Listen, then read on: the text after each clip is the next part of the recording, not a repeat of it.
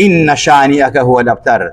أي شيطان برستكان أتباع شيطان برستكان أي ملعوني بيدين كان أي إلحاد ملحيد كان بوختان شيا كان بيكن برهر شيء پروردگار كوتونو غير سوق الرسوائيشتان ونامين توا والله يعصمك من الناس. خواب پیغمبر فرمي ايمتو پاريزين ايمتو پاريزين هیچ کسیک و هیچ لایەن و هیچ گروپێک ناتوانێ هانە بە تۆکە.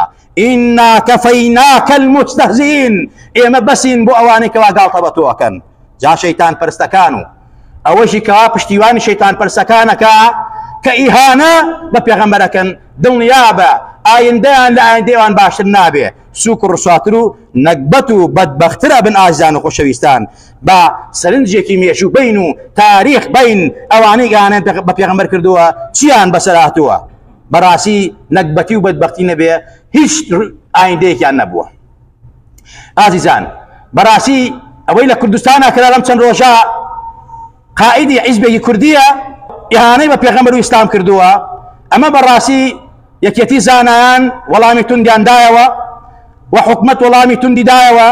بەڵام گرنگ ئەوەیە حیزبەکەی کە حیزبی مەلایە دامەزرێنەکەی مەلایە خۆیان بە ئاین و مسلمان و ئیماندارە زانن گرنگ ئەوەیە ئەو محاسەبەی توندی لەگەڵا بکە ئەو ئیهانەی بکە سووک و ڕسوایکە زبانی ببڕێ.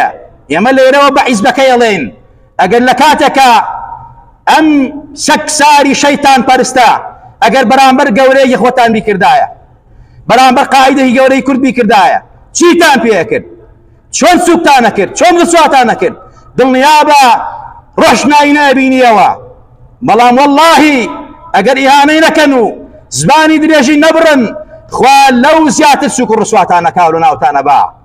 ئیتر نەڵێن ئێمە بەڕاستی مسلمان و ئیماندارین ئەگەر دیفاع لە پێغەمبەر و کەسایەتی ڕەسوڵ الله نەکەن صلی الله عليه وسلم.